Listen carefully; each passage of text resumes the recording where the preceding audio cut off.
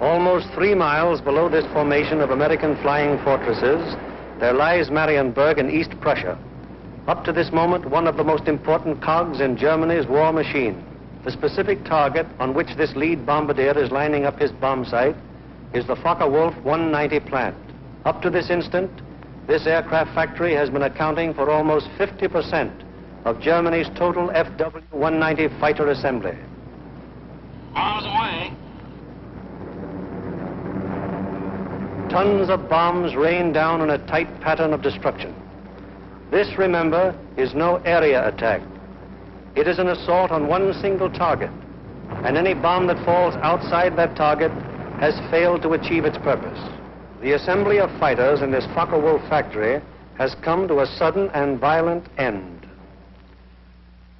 To many, the bombing of Germany probably seems to be little more than a series of capricious adventures, one attack unconnected in any way with the one that preceded it or the one that will follow it. It is easy for the average citizen to envision the positions of ground armies because of maps like these, which make the positions of the contesting forces quite clear. It is harder to express so graphically the progress of a bombing program. Yet there is a real line in this battle of Germany, not a geographical front, but an industrial one. In the British Isles, there are the Allied air forces. On the European continent, we have Regensburg, Marienburg, Bremen, Oschersleben, Warnemünde, and Kassel. These are the major German fighter assembly plants, and as such are actually the center of Germany's industrial defense line. However, these are only the places where the aircraft is assembled into the finished fighting machine. Component parts for German fighters are made at Anklam, the Weser-Flugzeugbau works at Bremen, the great Hedderheim propeller works near Frankfurt, the aircraft tire factory at Hanover, the CAM ball bearing plant at Paris, and the ball bearing factories at Schweinfurt. Obviously, an assembly plant can't operate if other plants aren't building the parts from which the enemy planes will be assembled. Holz produced 29% of all German synthetic rubber production and is in fact responsible for 18% of her entire supply of rubber, natural or synthetic. At Bochum, there's a great steel plant producing high-grade aviation steel. Herøya, up in Norway, is a great producer of aluminum and magnesium, metals which figure importantly in aircraft production. At Ham, there are great railroad marshalling yards, having a capacity of 10,000 freight cars a day. Much of the tonnage handled here is closely connected with the manufacture, assembly, maintenance, and repair of enemy aircraft. And so it is all over Germany and occupied Europe. Everywhere there are plants and installations that contribute directly or indirectly to the making of German aircraft. Industrial bastions which must first be ripped apart before the enemy's armies can be destroyed. The smashing blows by the Allied air forces at Holz, Herøya, Regensburg, Schweinfurt, Hanover, and Frankfurt have had the result of piercing the German industrial line to the extent of 37.5% of estimated single-engine fighter production in September of 1943. If this rate of drop continues, there can be only one result: the eventual disappearance of the Luftwaffe as a defensive force. But these attacks have had other far-reaching effects. For instance, in January of 1943, just when the 8th Bomber Command had started daylight attacks against Germany proper, 42% of the German fighter strength was concentrated in Western Europe, 33% of it in Russia, and 25% in the Mediterranean area. After 10 months of American bombers appearing by day over Germany, the figures line up more like this. On the Russian front, 19%. In the Mediterranean area, 12%. And in Western Europe, 69%. Germany thought it was urgent enough to withdraw fighters from 2 important theaters, all in a vain attempt to save their crumbling industry from the grim, destructive blows of the British-American bomber offensive. That is why the Battle of Germany is being fought. Now we come to the problem: how are the targets selected? And what enormous effort is necessary for the 10 or 15 minutes that our air task forces will be over any given target. The daylight bombing offensive against Germany is the responsibility of the 8th Air Force. Under the 8th Air Force are the 8th Bomber Command, the 8th Fighter Command, and the 8th Air Service Command, all of whom contribute to every bombing mission. But it is the Bomber Command which is charged with the actual destruction of the selected targets. The Bomber Command, with which this picture is primarily concerned, is divided into 3 divisions. Each division has a number of combat wings. Each combat wing, in turn, has 3 groups. This is the chain of command. Since the operations which we are to follow, there have been some organizational changes, but they are principally changes of nomenclature and have not affected the broad strategical and tactical purposes of the organization. For instance, what is referred to as Bomber Command in this picture is now the 8th Air Force. Weather is the greatest single enemy of the 8th Bomber Command, for here is to be found the most changeable, treacherous weather in the world. To keep the most accurate possible check on weather conditions all over Europe, the RAF has established vast communication and reporting systems. Weather planes such as this Mosquito and our own B-17s are continually in the air in an effort to know in advance what the weather will be over Europe and the United Kingdom. Men like this supply a major portion of the data from which 8 main weather maps of Europe and of the United Kingdom are drawn each day. In addition, there are 4 upper air maps and 8 maps of a miscellaneous classification.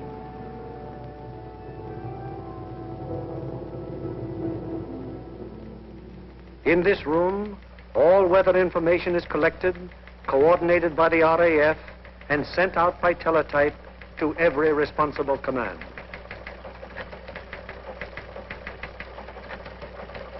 This is the weather section in the operations block at the Bomber Command. Here, the information gleaned from the weather stations is put together and correlated into weather maps. Accurate predictions must be made as to the direction and speed of the wind, downward and forward visibility, temperature, humidity, possible icing conditions, and probable atmospheric pressure at the bases, en route, and over the target.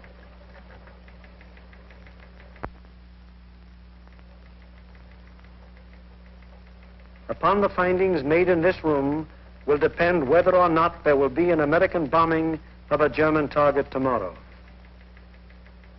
This is the operations room of the Bomber Command. Here is where the wheels are put in motion for any American bombing attack. Right now, the officers you see are waiting for the commanding general's morning conference. They are the A3, or operations officer, the operational intelligence officer, a weather officer, and other members of the staff.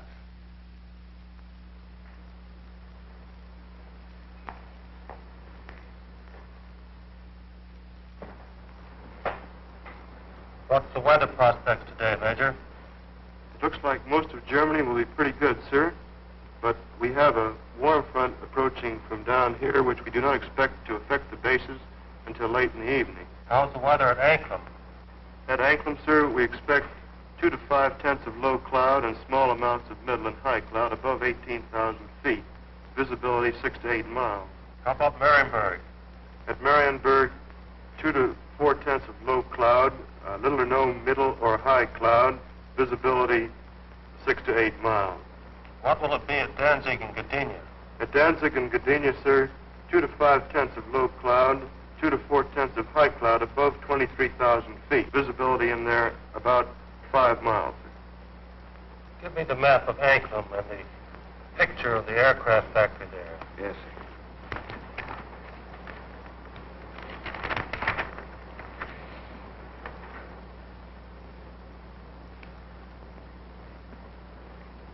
All right, Marienburg, the Focke-Wulf factory. Yes, sir.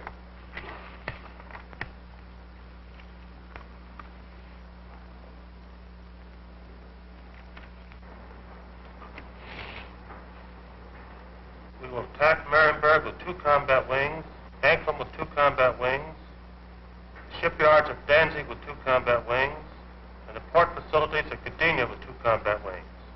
That will require a maximum effort.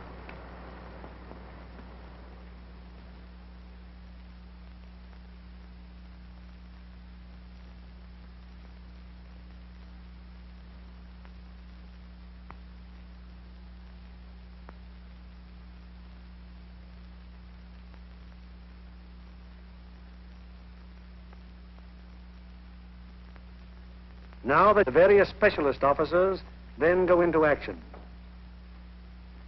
This is the operational intelligence section.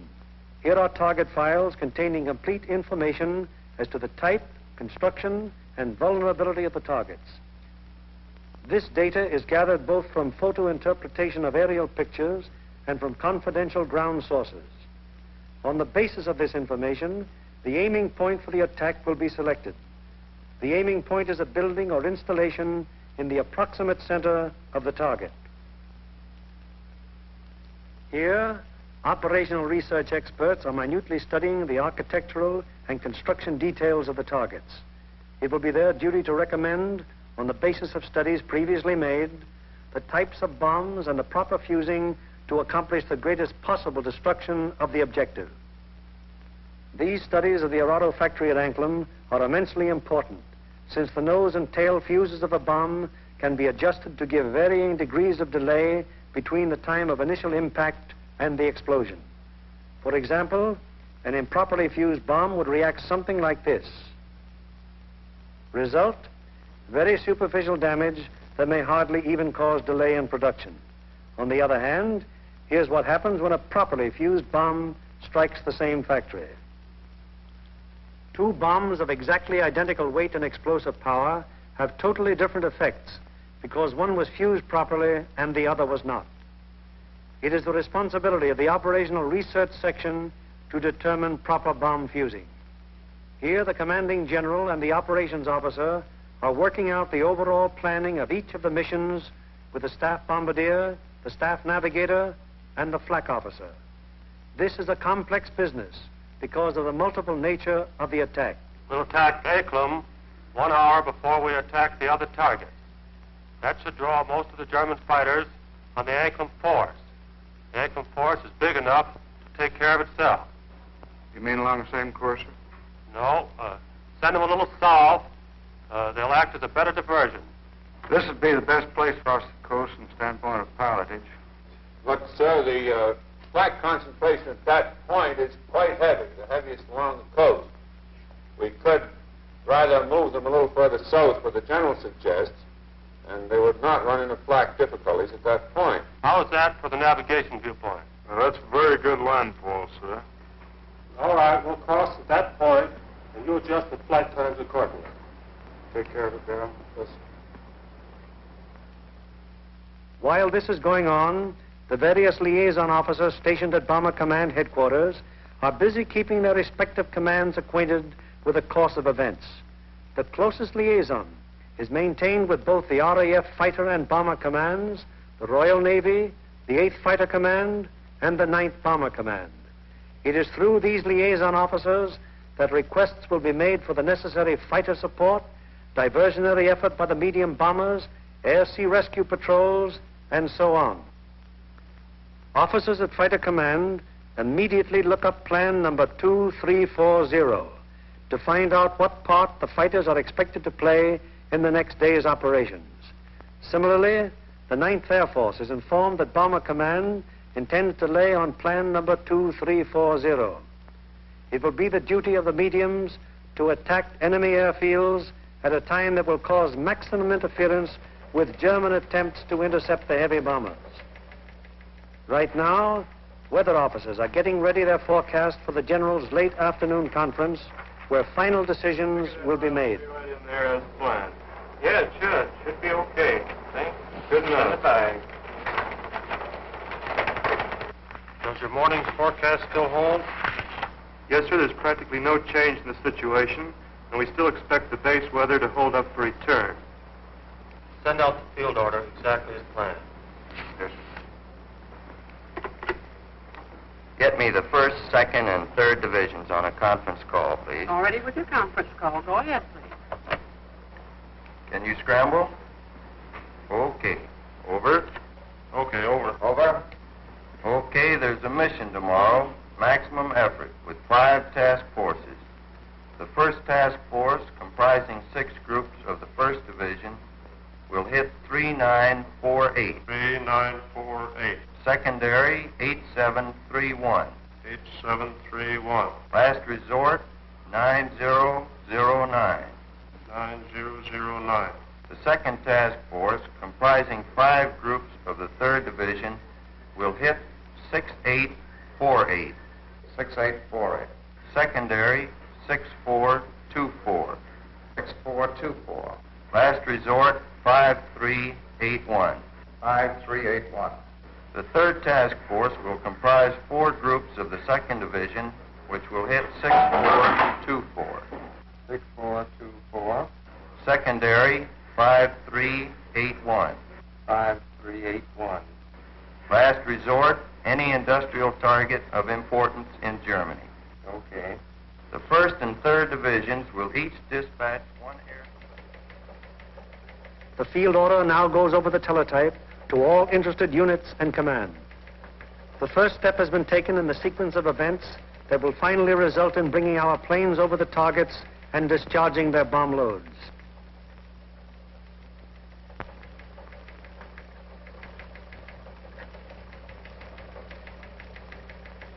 Command has conceived the mission and laid out general plans and routes. Division now plans in detail what command has ordered. The actual time of assembly of the various task forces is determined. The combat wings are assigned to their specific task forces, and the routes from assembly to rendezvous points and the target are charted. Many considerations go into the selection of the routes. Here is the commanding general of the 1st Division, which you will remember has 2 targets for tomorrow, Anklam and Gdynia. Control point here at 0 hour. Another control point here for the northern unit, 0 plus 40 minutes. The other friendly... From that timing, where will that put our northern force at the time that our southern force hits the IP? The northern force should be about the east coast of Denmark at that time, sir. It looks like we're going to catch all the fighters on the southern force, aren't we? Looks very much that way, sir.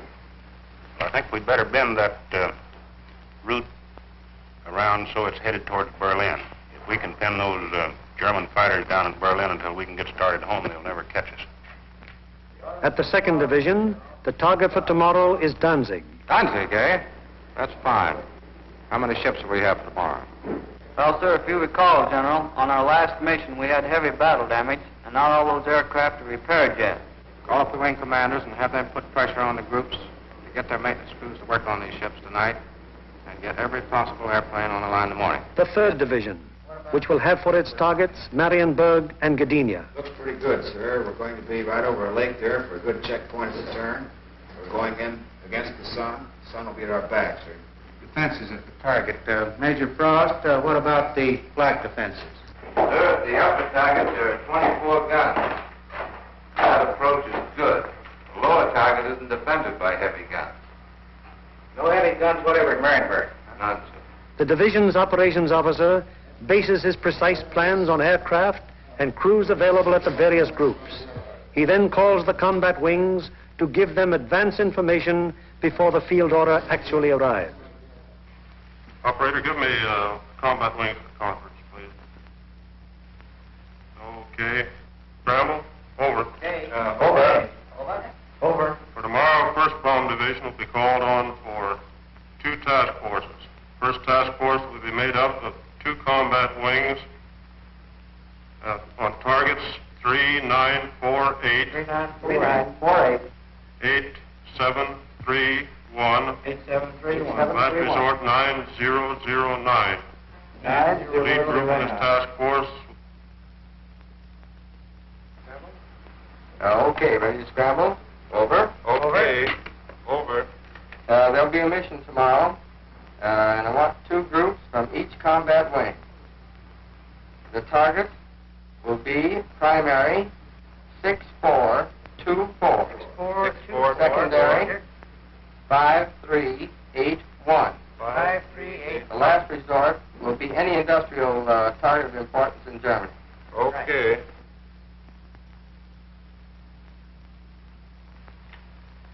There's an order coming through. The 3rd Division will furnish 8 groups. 1st and 2nd wings, comprising the 2nd Task Force, will hit 6848. 6848. Secondary 6424. 6424.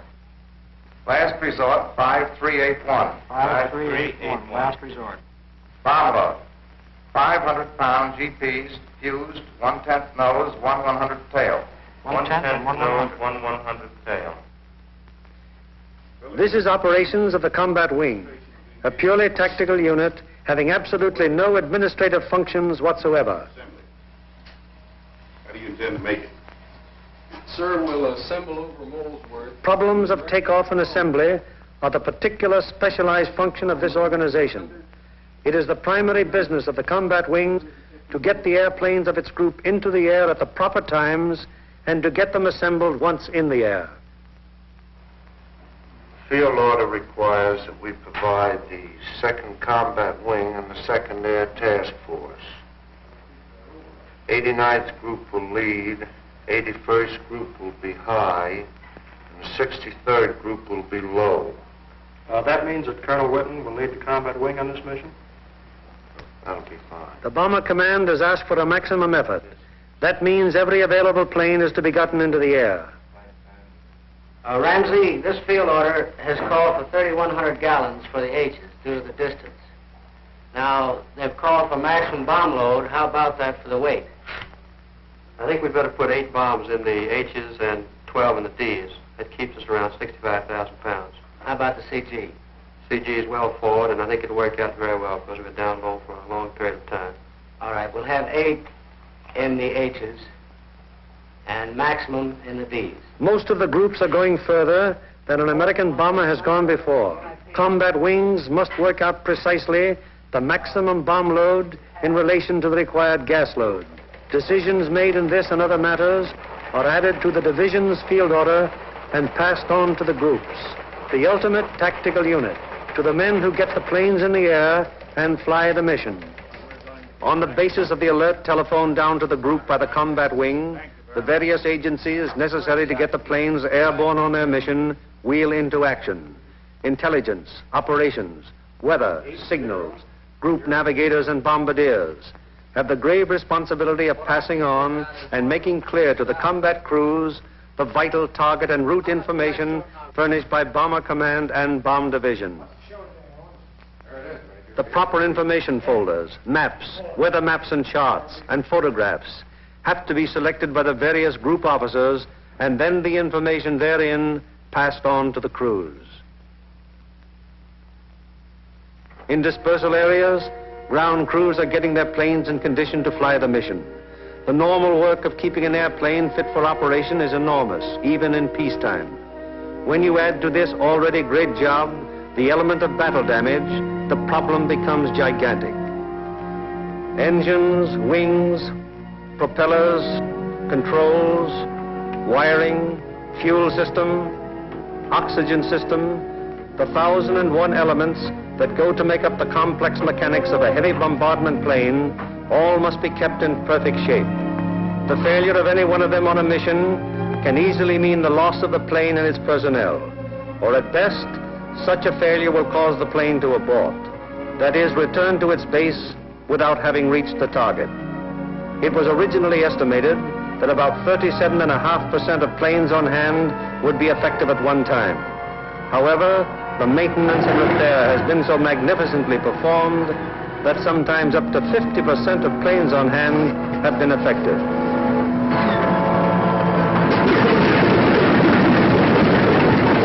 Ordnance is already at work, getting the bombs in their racks and loading ammunition onto the plane. These are 100-pound incendiaries.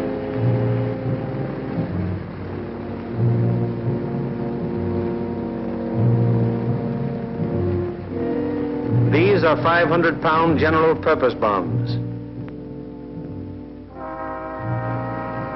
And these are 1,000-pound GPs.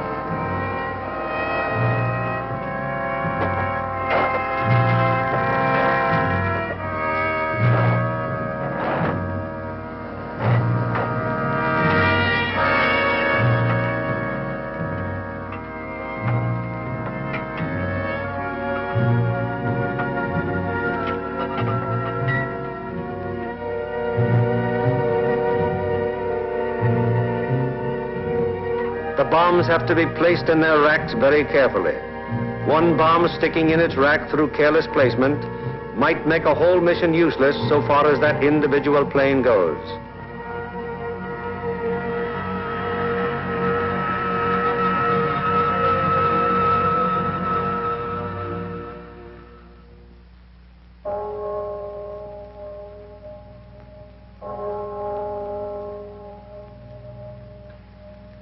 Three o'clock in the morning. All over England at this exact moment, American air crews are being roused from their sleep. Okay, fellas, roll out. We have a mission this morning. Breakfast in half an hour. Captain Kirk, Captain Thompson, Lieutenant Bushka, Ackerson, Holloway, and Hawker scheduled to fly. We'll snap it up. 3 o'clock. This is a hell of a time to get a man out of bed. Said it, Doc.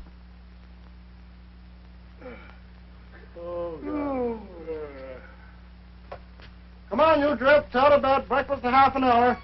Come on, Nick. Rise and shine. All right, you dodos, let's go. This is it. Okay, fellas, let's go. Come on, Swifty. Get it out. Let's go. Go, you guys. Hit the deck. Breakfast at 4, breathing at 5. Let's go. That's fine. Just when I had a 48-hour pass coming up. That'd be a good deal. Can't, you guys. You're running my beauty sleep. Through the cold of the English early morning, the combat crews go to their mess. They have no idea where they're going yet, but they know they'll be taking off in about 4 hours.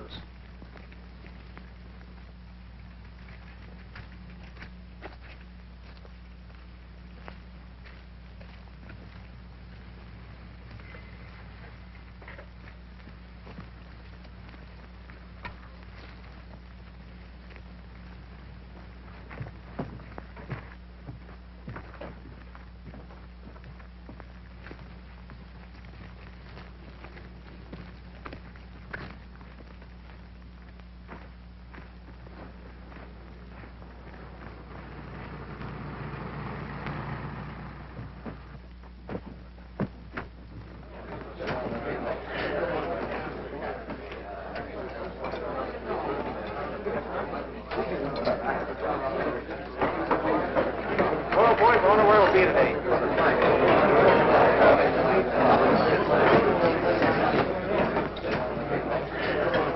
How do you figure those Jerrys will be today? What do you think, Doc? They'll be shooting at us. Sometimes I don't think those Jerrys got proper respect for us. Well, what do you expect, Buster, the way you shoot? Gee, look who's talking. You couldn't hit a cow in the flank with a bow feather. Yeah, well, how about those 2 Jerrys I slapped down over Swainford? I'll tell you what happened there. They heard that I was on a tail guns and they fainted from fright, that's all. And so it goes. The 4,000 men who will go on this mission all know it will be a rugged deal. For some of them, it's their first mission. Others are veterans of many. Happy to get through. Now, at all the groups in the bomber command, the air crews are assembling in the briefing rooms to learn the target for today. Okay, boys, let's go.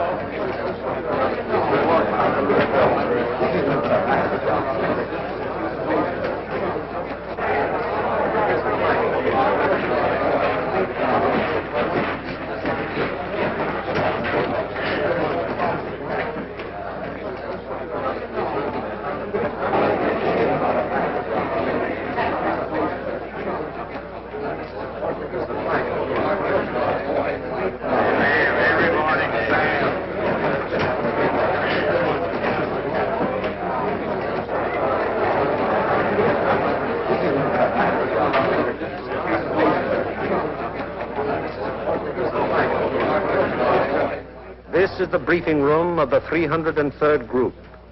Here in a few minutes, the nature, locale, and route of today's mission will be made known to the men who fly it.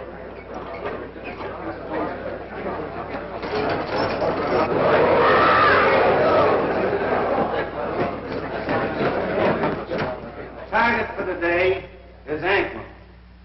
Specifically, you are to destroy the Arado Factor. This plant manufactures aircraft components, principally wing and tail assemblies for the Focke-Wulf 190. The parts are then shipped to New Brandenburg for assembly. I cannot stress upon you too much the importance of this target. If it is successfully destroyed, it will have a very serious effect on Germany's aircraft production. Lights, please. Your IP is on the northwest side of New Brandenburg. Your heading on your run-up will be 45 degrees true. Immediately after your turn, you have an aerodrome on your right, almost directly north of the town. You should be able to pick out Friedland, 6 miles to your right and halfway between your IP and the target. Along this route, you should be able to see the main line railroad and the main road. From Friedland, the main road moves in toward your run-up and goes into Anklam, but the railroad terminates at Friedland. Shortly after passing Friedland, you will see a peculiarly formed wooded area on the right of your course. From here, pick out the aerodrome slightly southwest of the city and the intersection of the main railroad and the Peene River just outside of the town to the north. Night target map.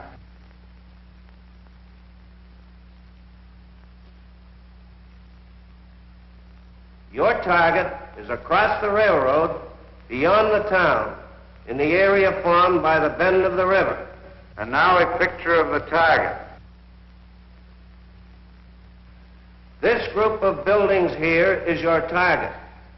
This building will be the aiming point. If your bomb pattern is concentrated in this area, it should very effectively knock out the factory. Lights, please.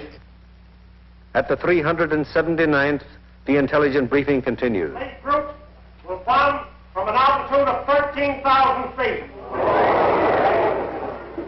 We feel that this low altitude will be equalized by the element of surprise which is with us, and it should ensure a thorough and complete planning of the target. Another task force is hitting the FW-190 assembly plant at Marienburg. If the two missions are successful, 65% of Jerry's remaining FW-190 production and assembly facilities will be destroyed. At the 384th, Other forces are attacking submarine yards, aircraft assembly plants, and units of the German fleet at Danzig and Gdynia. If these attacks succeed, they will destroy 13.5% of Germany's remaining U-boat construction and will destroy or mobilize a large section of the German Navy. The overall result of all 4 attacks will be to show the Hun that his efforts to protect his key industries by moving them to the east will be unsuccessful. It will show him that we will seek out his industry and destroy it wherever he places it. At the 351st, the intelligence briefing is completed. Your secondary target this morning is the air park at Tutov. This contains a Focke-Wulf assembly plant, a bombardier school, and you'll love this. It's the country club of the German Air Force. Should you be unable to bomb either of those 2 targets, then in that case, you'll attempt to bomb the last resort target, which is the Anklam assembly plant at Rostov. This is the only complete Anklam unit in North Germany. It should be easily identified by the airfields adjoining, which are 6 intersecting runways running from 1,000 to 1,600 yards, and they're full of nice, fat, juicy Anklam. A weather officer briefs the crews of the 305th group going to Gdynia. The synoptic situation today is this. We have a high-pressure system centered over northwest Europe, up here near Finland, extending southwestward down across the British Isles, causing an influx of south and southwesterly air going up in this direction, hence causing little or no cloud in the area up there and toward your target. There are no fronts to affect your route today except a frontal system off to the west, which will cause an increase of medium and high clouds as you come back across the North Sea. Lights, please. At takeoff time, there will be 0 to 3/10 low clouds, also a layer of high clouds above 23,000 feet, 4 to 6/10 in amount. Also a middle layer of clouds in there between 10 and 12,000 feet. These medium and high clouds decreasing out over the North Sea to 3 to 5 tenths each in amount. The low clouds will increase as you go out toward the North Sea to 3 to 5 tenths. Base 1,500 to 2,000 feet, tops 4 to 5,000 feet. There will be some fog patches over England, visibility 1 to 2 miles, except in those fog patches 500 to 1,000 yards. Visibility increasing rapidly out over the North Sea and the remainder of your route to 4 to 6 miles. The high clouds continuing 3 to 5 tenths, and also the middle clouds on toward the target, decreasing to nil at the target. Low clouds continuing 3 to 5 tenths, decreasing to 2 to 4 tenths at the target, base 2,000 feet, tops 5,000 feet. Visibility 4 to 6 miles. The temperature at bombing altitude, minus 26 degrees centigrade. The freezing level on your route out, 12,000 feet over the North Sea with light rime in the middle clouds.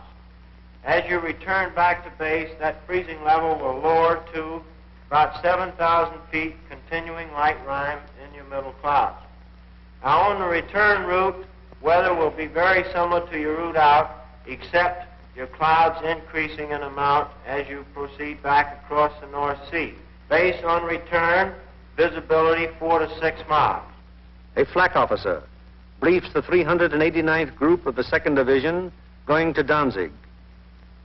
Gentlemen, this morning, because we are going to cross the Danish coast at such a relatively low altitude, we've planned the route so as to avoid as much flak as possible. At any rate, any flak that you do encounter will be merely a deterrent in nature. However, you can expect heavy flak batteries at a place where we make landfall here at Namindegab, about a mile south of course. Also, there are known to be other heavy batteries 8 miles south of course there on the coast at Hen. Other batteries are known to be located here at Corsor, 20 miles south of course, on the island of Skelland. From then on to the target, you will have very little flak. Now, while you're crossing the coast and when you're over aerodromes and cities in Denmark, you are advised to take evasive action. Now then, when you get to the target itself, your anti-aircraft fire from the ground will be known to be supported by fire from naval units. Now, for those of you who have never been fired on by a naval unit, I want to add that naval units can put up a hell of an intense barrage, and you want to look out for it. An operations officer briefs the crews of the 94th Group of the 3rd Division. This group is leaving a formation to Marienburg today. The 880th will be high group, and the 764th will be low group. Bomb load of each ship will be 3 1,000-pounders, use 1/10 nose and 1 100th tail. Get that, bombardiers. You'll also carry 5 M47A incendiaries. You'll have full Tokyos, 1,000 gallons extra. Takeoff will be normal, assembly 1,000 feet over the field. After takeoff and assembly, proceed up this line to this point. This will be your combat wing assembly line. You'll leave the coast at this point here, that's Splasher 15. Let's not have any stooging around over England, it's a long haul. The 57th Combat Wing will follow us today at a 3-mile interval. Now to the 95th Group. B-26s will be hitting the Lille area and the lowland at approximately 0 hour minus 40 minutes. One group of P-47s will strike the Warden area and join us for escort on the way out, joining us at approximately this point here. All other forces are using approximately the same route today. Just one point, that's that the Anklam force will probably pass us coming out as we're on our way in. You should see plenty of air activity. Let's hope that most of it is out. The climb will commence at the English coast, climbing at 150 miles an hour, 100 feet per minute. We should reach bombing altitude approximately at the Danish coast. Under no circumstances should the Danish coast be crossed at less than 12,000 feet. We will drain Tokyos as soon as possible. We should have plenty of gas. We figure approximately 400 gallons overload. At the 100th, the operations briefing is completed. fly loose formation today with groups echelons to the right until a point 75 miles from the enemy coast, where a normal combat length formation will be assumed. For visibility, everybody use Aldous lamps. The Royal Navy will be out patrolling with sea routes, so any crews that have to ditch will probably be rescued very quickly. The Commanding General of Bomber Command asked us to put out a special effort today, so let's give it to him. The commanding officer of the group invariably has a few words to say. Men, the going's going to be rough. You're going to have to bow your necks in there and stay in there and pitch every minute. Now, gentlemen, this is the type of target you don't want to have to go back after the second time. If you fly a good, tight formation, get a good, dense pattern on that target, we won't have to. This Anklam crowd down here may pull most of the fighters off of us. However, that's just a guess. So particularly for you gunners, you've got to be on the ball from the Danish coast onto the target. Flak will be heavy, probably accurate, but you've been through worse before. Remember that your biggest enemy is still the single-engine fighter plane. Now, you bombardiers, take your time in going in on your releases. And don't allow the flak to worry you. It's merely to break up your formation. Now, if you get in any trouble up in this area, remember you can always board Sweden. Get on, it's a neutral country. And it's close over there. Could be rough. Don't think it'll be too bad. And whether it's easy or rough, I'll be sitting out in front, taking the whole works in. The main briefing over, the pilots, navigators, bombardiers, radio operators, gunners receive separate specialized briefings. These briefings are very technical and very thorough, and are held so that every member of the combat crew will understand exactly what he can expect and what is expected of him. Any lack of thoroughness here might very well result in the failure of a mission. As dawn breaks over the English countryside, it finds the ground crews still working grimly in an effort to get every plane in the air that is scheduled to be dispatched.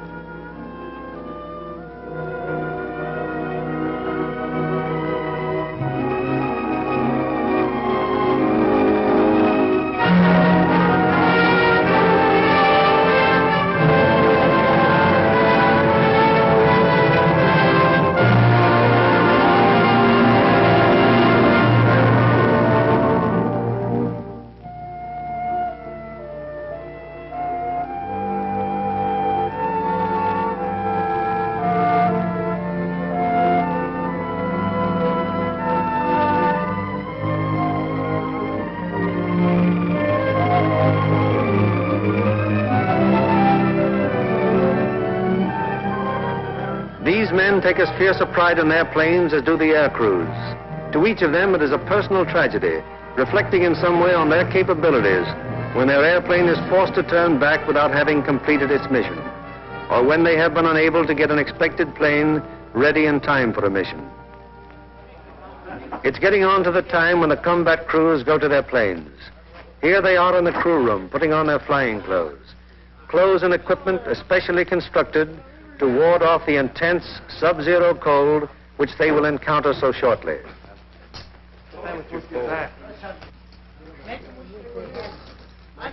All air crew members receive escape kits containing equipment that will help them get back to safety if they are forced down in Germany or in occupied territory. The pilots, co-pilots, navigators and bombardiers are also issued battle folders containing the maps which will be of such vital importance to them in the prosecution of the mission. The men turn in all personal papers and valuables, which might serve to give the enemy information in case of capture.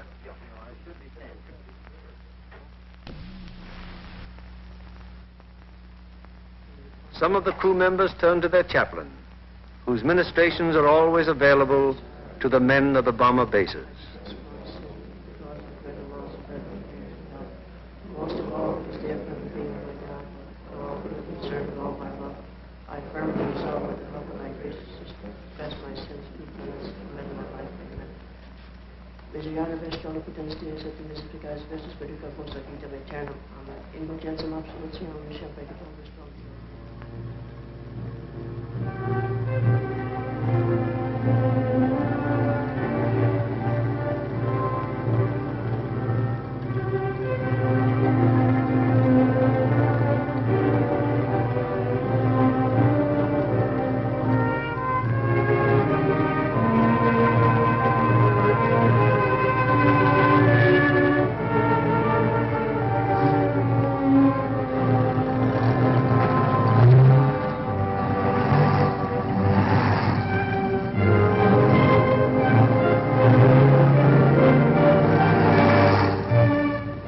changeable is the weather in the European theater that sometimes widely varying conditions will be found on fields only a few miles from each other.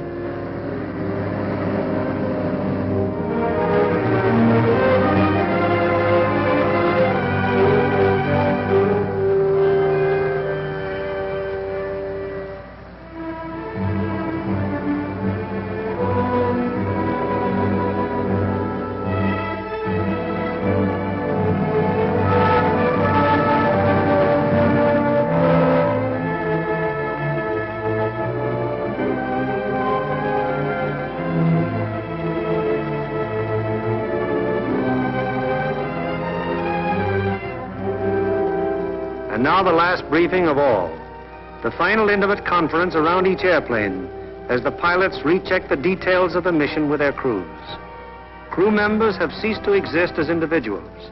They are now 10-man teams, and on the excellence of their teamwork will depend the success of the operation.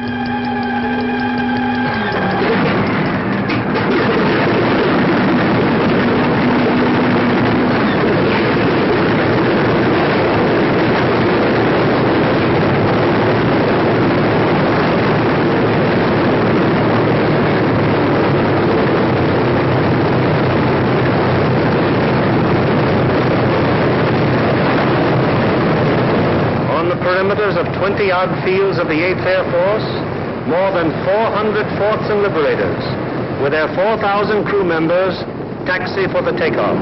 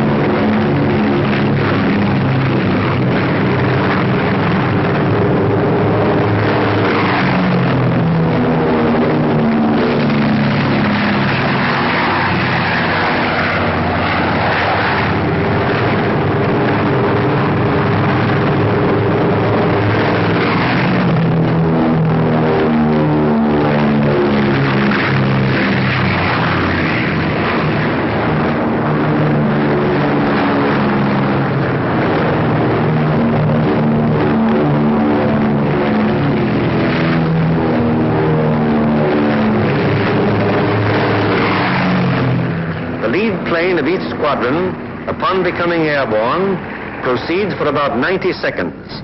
It banks sharply to indicate its turning point, then goes into a slow left turn. Each successive plane in the element turns as soon as the pilot sees the plane in front of him turn. The element of 3 planes levels off at 1,000 feet and returns parallel to the takeoff runway at a distance of about 2 miles. Here the elements start to assemble into squadrons of 6. Continuing to circle the field, the squadrons then go to 2,000 feet, where the group assembly takes place. This accomplished, the group now moves on to the combat wing assembly point. Here is how the group stacks up from the side. The group has a depth of 850 feet. This is how the group looks from above. In the lead squadron, the second element is flown with the nose of the leader slightly behind and to the right of the right wing aircraft, first element. The lead plane of the high squadron flies even with the lead plane, second element, lead squadron. The second element of the high squadron flies with the leader's nose just behind and to the left of the left wing aircraft, first element. Here is the group as an enemy fighter pilot sees it, from head on. The first element of the lead squadron is stacked high left and low right. The first element of the low squadron is stacked high right and low left. Likewise, the first element of the high squadron is stacked high right and low left. All second elements are flown low. The second element of the lead squadron is stacked high left and low right. The second elements of the high and low squadrons are stacked high right and low left. Experience has shown that this arrangement of the group brings to bear on attacking fighters the greatest possible amount of firepower by utilizing to fullest advantage the field of fire of each gun in the formation. Again, it is proved to be the most maneuverable formation from which to execute the primary and all-important purpose of the mission, the dropping of the bomb loads on a precise target. Obviously, it would be desirable to stack as many bombing planes as possible in one defensive formation. However, it has been found that the largest practical defensive formation is the combat wing of 3 groups. Any formation of aircraft larger than this becomes unwieldy. This force has a depth of 3,000 feet. The nose of the lead aircraft of the low group is aligned with the tail and slightly to the left of the rearmost aircraft of the lead element, lead squadron, lead group. The nose of the lead aircraft of the high group is aligned with the tail of the rearmost aircraft of the lead element, lead squadron, lead group. The combat wing having been assembled, they now move on to make rendezvous with the rest of the task force. In this case, another combat wing.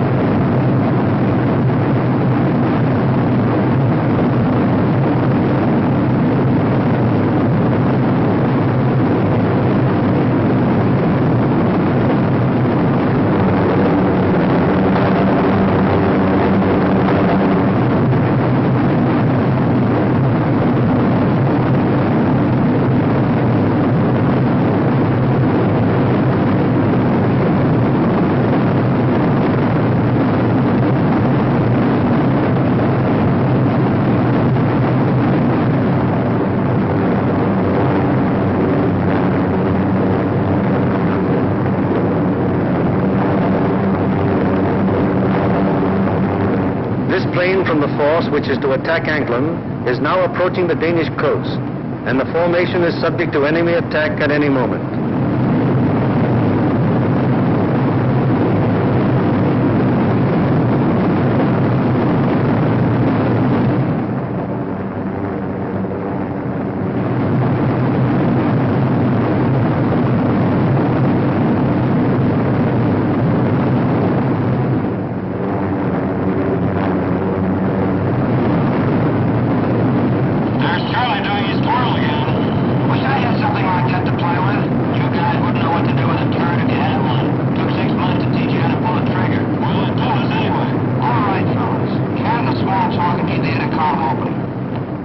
It is now 10:30 hours, and Denmark has been penetrated to some distance without any great opposition as yet. So far, there has been only some light and inaccurate flak at the coastline. Some flank guns open up on us.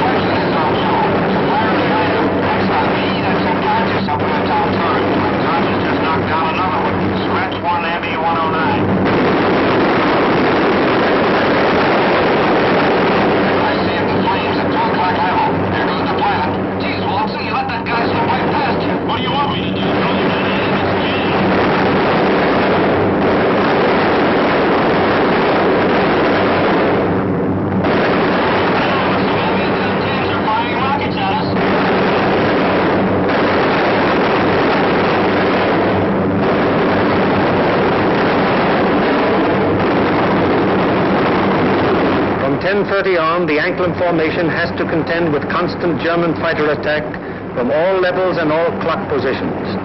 During this time, the gunners aboard the fortresses knock down fighter after fighter. However, the gunnery of the forts, no matter how sensational it may be, is only to ensure the successful performance of the mission.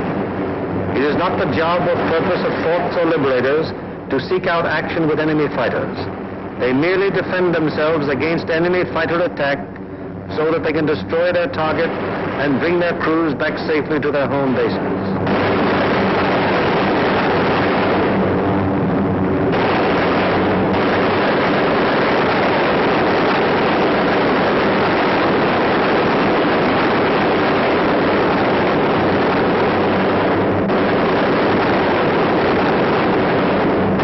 An anxious moment comes now for the lead navigator and bombardier. The formation is approaching the initial point. That is the point where the wing will turn off and make its bombing run on the target. Upon proper navigation to this point may rest the success of the entire mission. Pilot to left, waist gunner. We're over the IP. Release fires. Waist gunner to pilot. Roger. Once the combat wing has reached the IP, it breaks up into 3 component groups, for the wing formation is too unwieldy for a unit bombing operation. As the IP is reached and the lead airplane of the lead group is about to make the turn, it fires 2 red flares, spaced 5 seconds apart. Then the group makes its turn onto the run-up. The low group goes on straight ahead for 20 seconds, then makes its turn. The high group proceeds for 20 seconds beyond the low group's turn, then it turns on to the run-up. The most critical defensive period in the mission has begun. The wing, to accomplish most efficiently its primary purpose, the bombing of the target, has sacrificed its mutual defensive firepower, and the groups are thrown on their own. Now the crucial moment is almost here. The moment around which the entire mission revolves.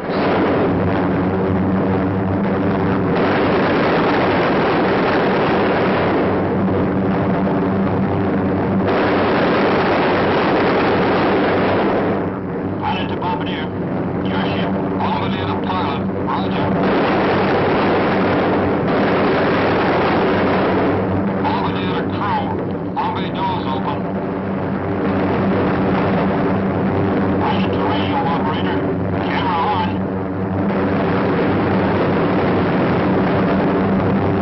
The bomb bay doors open. The group is committed to its attack. No evasive action may be taken until the bombs are away. And at this time, the formation is most vulnerable to attack, both from flak and enemy fighters.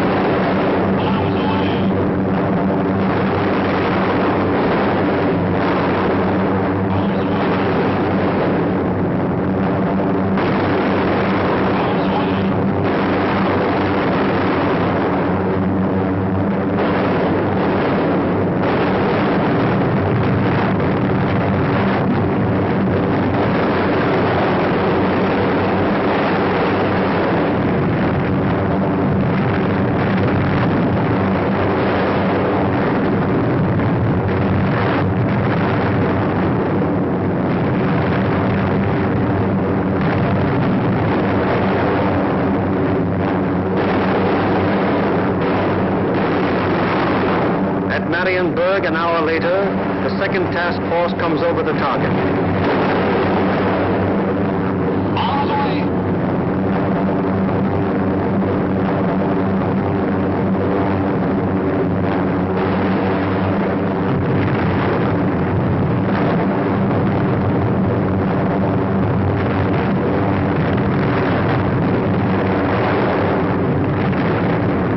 The third task force comes over its target at Danzig.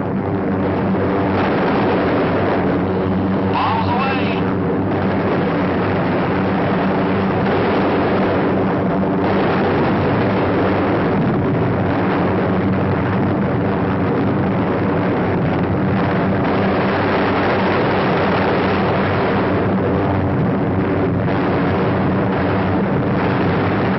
The fourth and fifth task forces arrive over the harbor area of Gdynia. Arms away.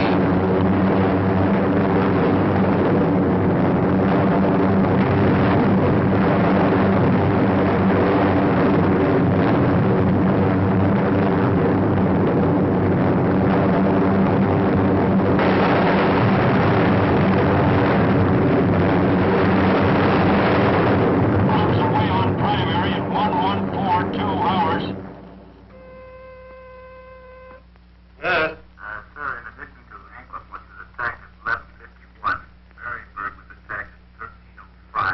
It is standard procedure for the group leader to inform Bomber Command the moment the target has been attacked.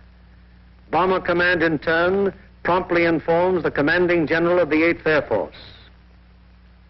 Laker, I have the additional information. I reported to you that Anklam was attacked. All primaries were attacked. We received strike messages on all primaries. Danzig at 1307, Marienburg at 1305, and Gdynia at 1311. Yes? Yes, sir. I'll advise you as soon as they land. After getting bombs away and closing the bomb bay doors, the groups can now defend themselves again, at least to the extent of evasive action against the flak and fighter attack.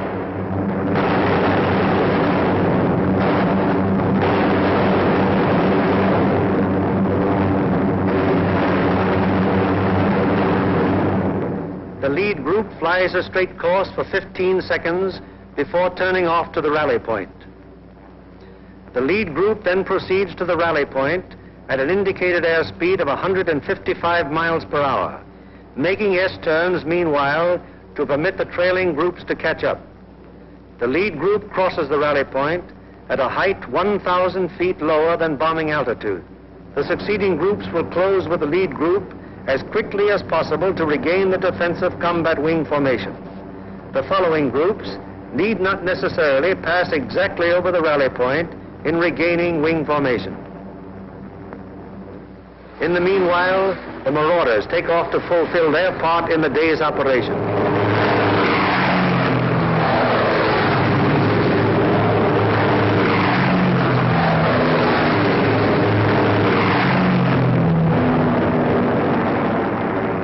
They bomb the aerodrome at Woensdrecht, one of the most important of the enemy's fighter bases.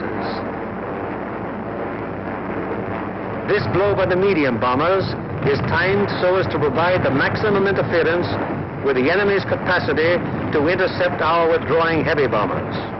Last off are the fighters. Their great speed will enable them to reach the Leeuwarden district in a short time, sweep the area clear of enemy fighters, then give the heavy bombers withdrawal support from the enemy coast home.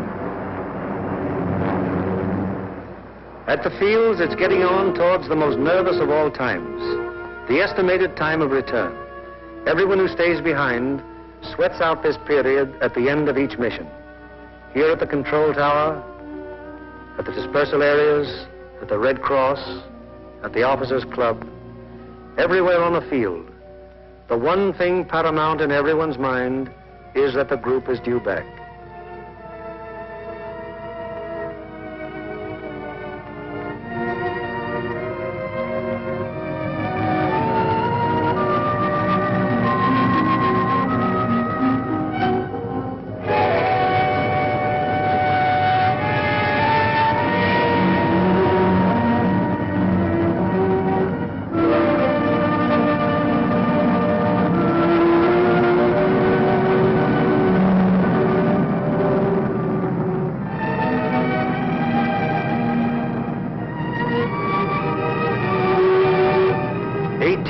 To attack the target.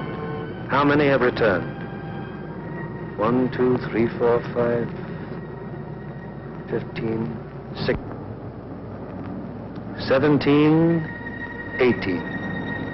18 dispatched, 18 returned. 23 dispatched,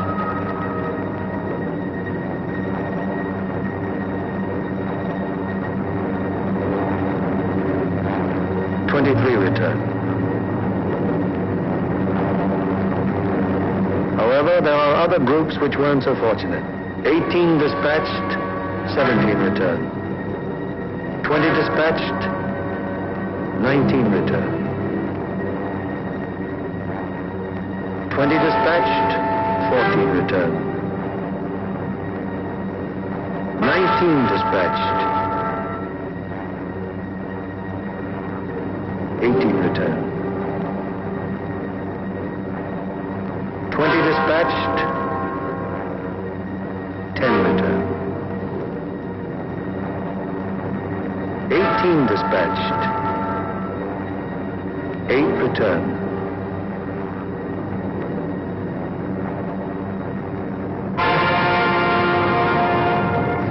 Flares dropped from aircraft signal the presence of wounded aboard. These airplanes are given priority in landing.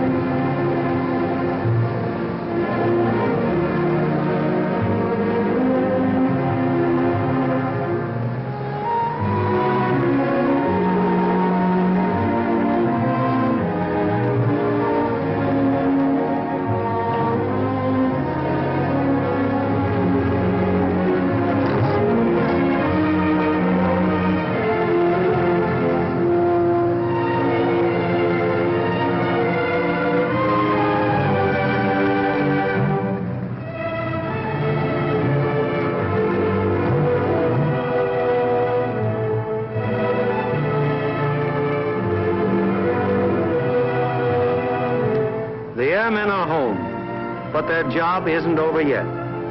Before they can go to their billets for a well-earned rest, they must first undergo one of the most important phases of any mission, interrogation. It is highly important to question the crews at the first possible moment after the mission, while their impressions and memories are still fresh.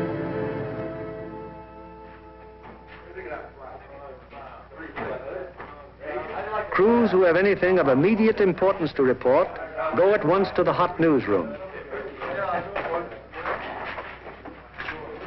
Hello, boys. How are you? Well, kind of long, but not too rough. Best bombing job we've ever done. Good, good. Somebody in trouble? Yeah, we saw a 1B-17 go down there just before we made landfall. Where was that? Well, that was at 5240 north. 5240, yes. 1 degree, 50 minutes east. 0150 east. Yes, and what time was it? That was at 1524. And was that a G-fix? That was a G-fix, yes. And we had the radio operator get on the MFDF section. He sent in the coordinates of the fix. Good. And I had my radio operator turn on his IFF to emergency when we saw it go down. Okay. And what happened? Well, the ship went down, apparently under control, and saw it hit the water. Yes, I was looking through the glasses, and I saw 2 dinghies come out, and 10 men, apparently all okay. Good. And what altitude were you? We were at 5,000 feet at the time. Okay. Anything else? No. Settle up for a cup of coffee. It's waiting for you, boy. Okay. Thank you.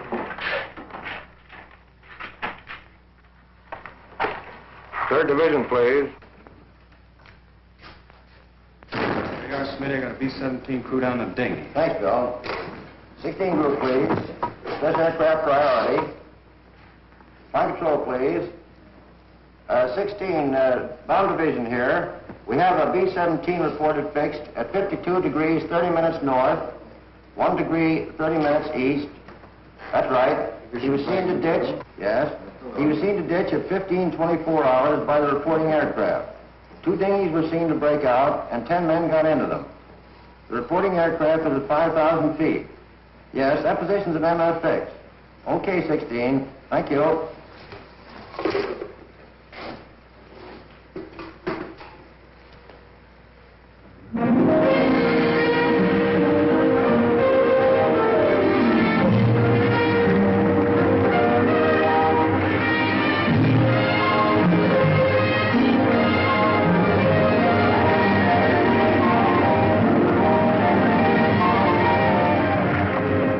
In one way or another, scores of our crews are saved by air-sea rescue from the English Channel and the North Sea and returned to combat service.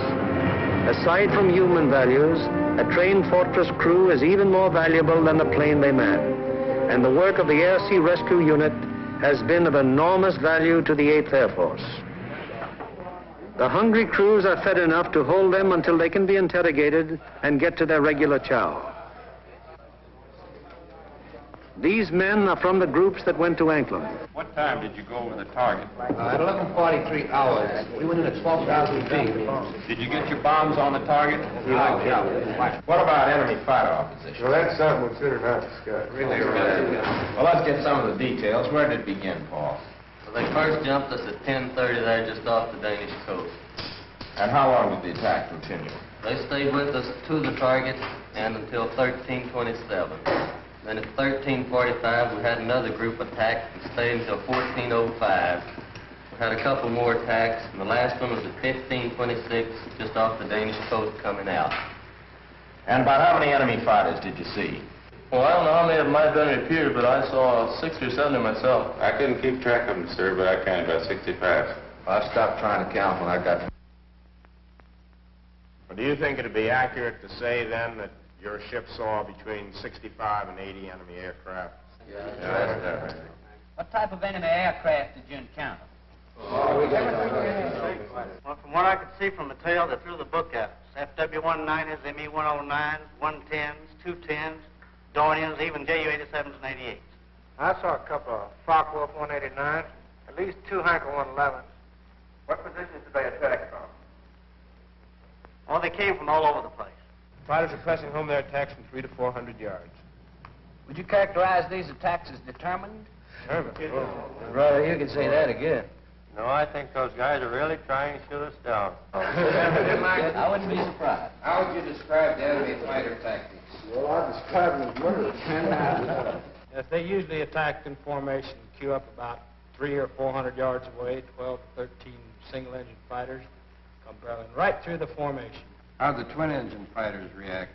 They stayed out to the side and above, just out of the range of our guns, and shot cannons and rockets at us. Then they'd queue up and press home a regular fighter attack. What caliber would you say the cannons were? My guess would be 37 millimeters. What do you think, Adam? What about the rockets? We shot a lot of them. I didn't actually see any hit our formation, but they weren't doing us any good. I saw one of them blow a wing off the 17 below and ahead of us. They started to spin in. Any shoot? No, sir, I didn't see any. Where was this? Over the target, right after we toggled the bomb. Fellows notice any distinctive markings on the enemy aircraft? Yeah. Oh, quite a few. There are a number of FW-190s, mostly yellow noses, some white noses.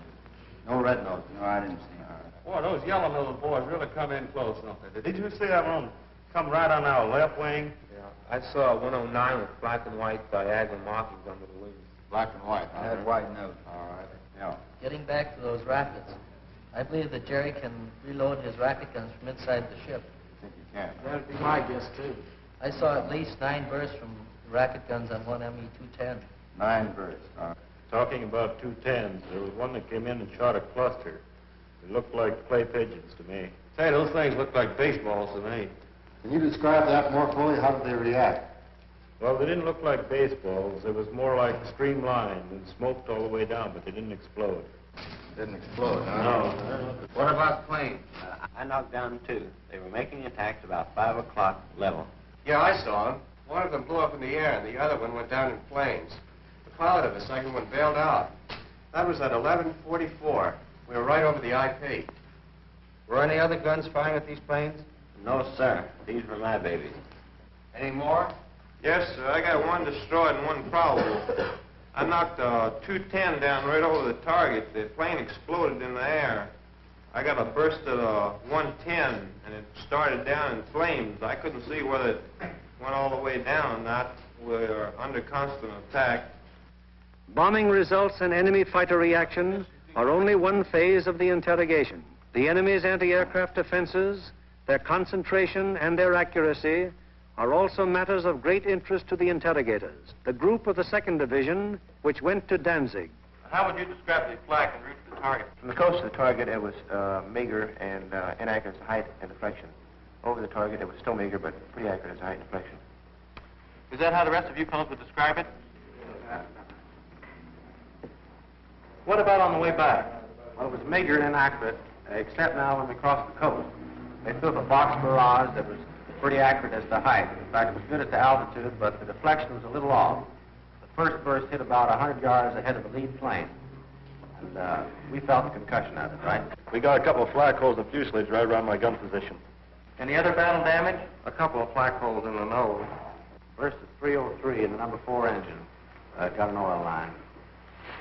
What was your altitude when this box barrage almost caught you? 21,500 feet. Did any of you notice anything unusual or peculiar about the flak burst? No, it looked like the same old black flak to me. What's the 6th we have seen her? Also valuable to the interrogator is any intelligence that might be picked up by the crews en route to or from the target. Such observations may be completely incidental to the mission, but can prove to be of great value at another time when another target is being attacked. Let's find out what the force attacking Marienburg discovered on their way to and from the target. This smoke screen at Danzig, where did that emanate from? Well, it looked like to me it was coming from off of floats and boats here with smudge spots on them, anchored just a little ways off the coast. Yeah, honey, they were shooting it up from the ground, too, and it get up so high and That is burst mushroom. and mushroom out. Would you say it was effective? Well, we didn't pass right over the city itself, so we couldn't say definitely, but it looked like to me it'd be pretty doggone effective. It's all right. You see anything else? Yeah, there's a new airport about 2 miles below Danzig there, south of Danzig. What'd it look like? Pretty large airport with grass runways and a lot of construction at the south end. I seen another one there at Puck. It seemed like it's building runways and some buildings, new buildings like that, quite not to be hangars. Okay. Now, how about military installations? Did you see any of those? Well, south of Stadtdorf in East Prussia, we saw some installations that might have been fortifications. They were large rectangular buildings with red tops. Yeah, there were 2 rows of 4. 4 buildings each? Yes. Good deal. Now, you see anything else? As soon as interrogation of the men is finished, the interrogation forms are checked and general statistics on the group's part in the attack are compiled. All right, let's get going on this report. Okay. B, number of aircraft dispatched. 20. C, number of aircraft attacking the primary target. 20. Hello, I want the A2 duty desk. Hello, this is Norgren 492. Got flash teletype report for you. You ready? The organizational flow which we have observed throughout this picture has now begun to operate in reverse. Information obtained from the crews is evaluated in divisional critiques, conferences in which all responsible group and divisional officers carefully inspect the detailed record of the mission, discuss any failures that may have occurred, and plan to prevent their recurrence. After a particularly large or important operation, there will be a command critique, with the 8th Air Force Commanding General presiding. Here in the dark room, the strike photos of the targets brought back by the returning planes of the group are developed and printed with all possible speed, so that experts of Bomber Command can assess the damage done. Coming in from planes of every group participating in the various raids and interpreted and appraised by trained photo interpreters, these pictures will give Bomber Command an excellent idea as to exactly what parts of the various targets were hit and how severely. Here, as seen in these pictures taken the following day by photo reconnaissance planes, severe damage has been inflicted on all the major and most of the minor buildings of the Arado factory at Anklam. This is a strike photo showing how Danzig looked during the attack. Very extensive damage has been suffered in the harbor area. Here is an annotated PRU picture of Gdynia as it appeared after the attack. A near miss is seen on the liner Deutschland type.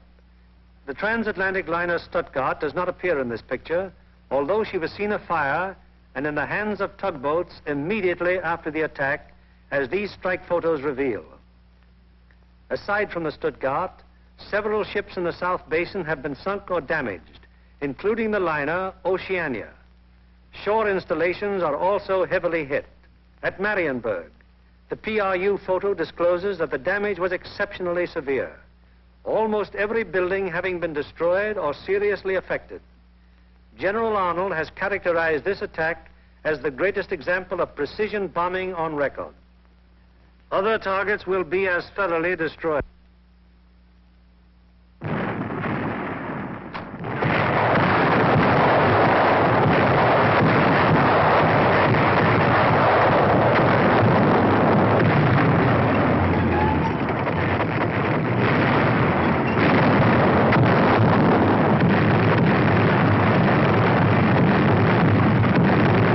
Today, while the invasion armies are pressing the Battle of Europe, the Battle of Germany continues.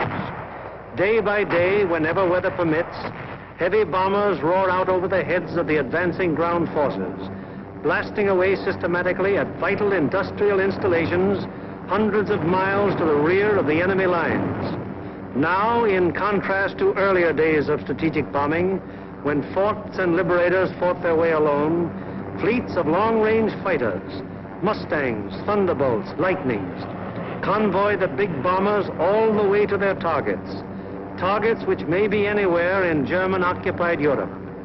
The flood of supplies, so necessary to the survival of an army or a nation, synthetic rubber, steel, food, fuel, textiles, this flood is gradually being reduced to a trickle. And finally, even this thin, inadequate stream will die away.